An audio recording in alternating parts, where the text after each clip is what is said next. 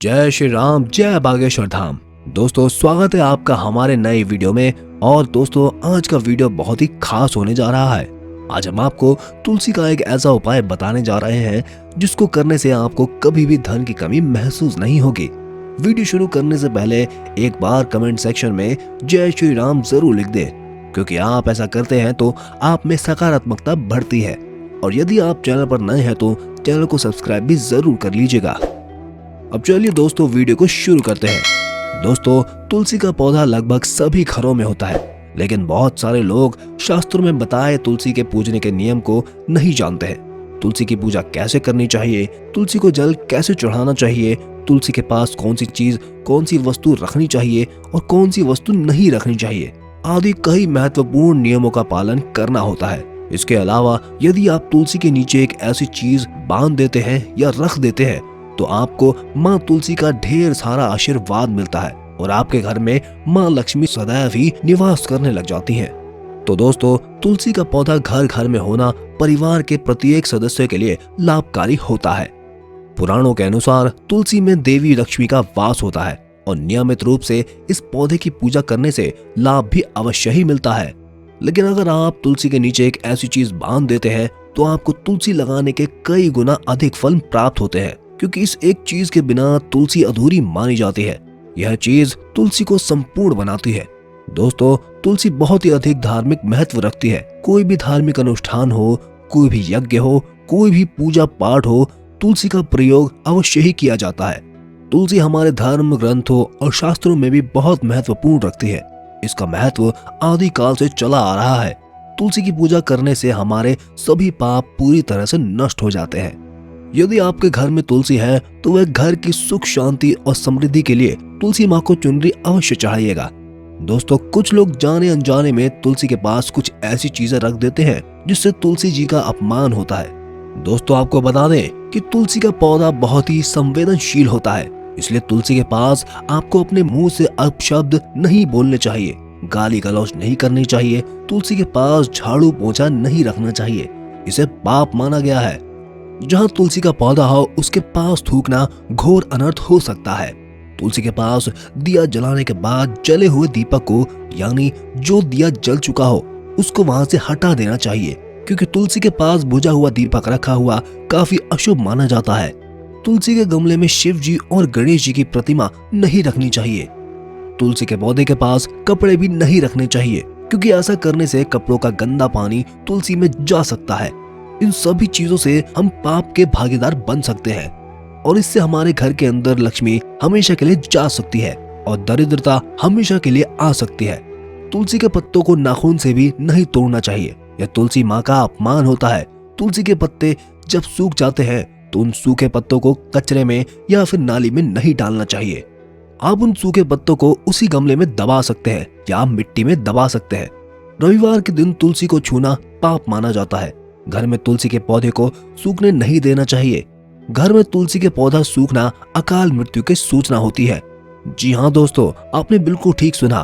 तुलसी का पौधा सूखने का मतलब है अकाल मृत्यु की सूचना, अकाल मृत्यु होना या फिर कुछ अनहोनी होना। इसलिए कहा जाता है कि तुलसी का पौधे का बहुत अच्छे से ख्याल रखना चाहिए।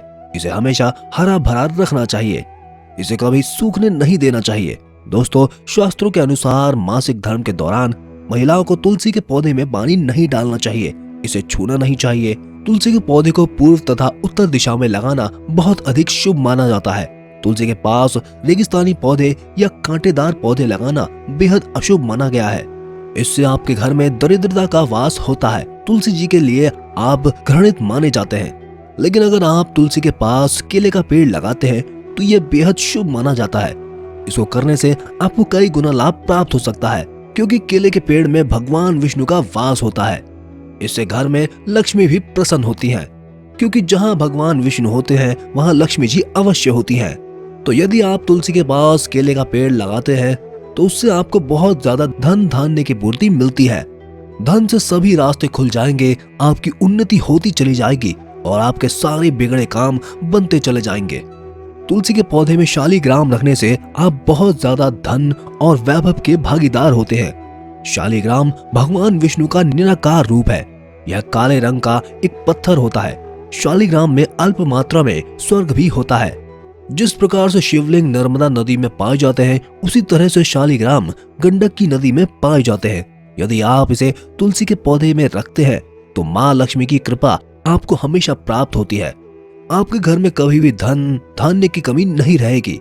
और पुराणों के अनुसार जिस घर में शालिग्राम होता है वह घर सभी तीर्थों के समान माना जाता है। शालिग्राम को चंदन लगाकर उस पर एक तुलसी का पत्थर रखना चाहिए और प्रत्येक दिन शालिग्राम को पंचामृत से स्नान कराना चाहिए। आपको एक और महत्वपूर्ण बात बता देते हैं दोस्तों, तुलसी का पौधा कभी भी लालच में आकर नहीं लगाना चाहिए। अगर आप ऐसा सोचेंगे कि इस पौधे को लगाकर हमें बहुत सारा धन मिल जाएगा, हम पैसे वाले बन जाएंगे, तो ऐसी गलती भूल के भी नहीं कीजिएगा दोस्तों। अगर आप तुलसी का पौधा लगाएं तो उसकी नित्य पूजा करनी चाहिए और नियमों का सारा पालन करना चाहिए। यदि आप तुलसी का पौधा लगा लेते हैं और तुलसी आपके घर में उगाते हैं और आप अपने नियमों का पालन नहीं करते हैं तो तुलसी जी आपसे कुपित हो जाती हैं और उससे आपको विपरीत परिणाम देखने पड़ सकते हैं।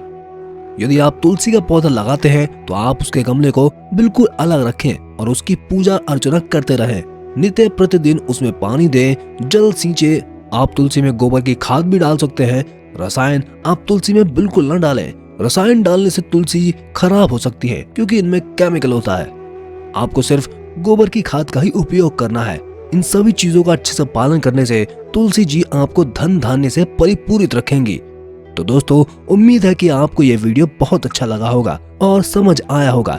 यदि आपको वीडियो समझ नहीं आया है तो आप वीडियो को एक बार फिर से और देख लीजिए। और यदि आपने वीडियो को ठीक से सुना होगा तो आपको वीडियो जरूर समझ में आ गया होगा। अगर फिर भी आपको वीडियो ठीक से समझ नहीं आया है तो आप कागज या पेन लेकर भी बैठ सकते हैं और उन सभी चीजों को, सभी बातों को लिख सकते हैं जो कि हमने इस वीडियो में आपको बताई है।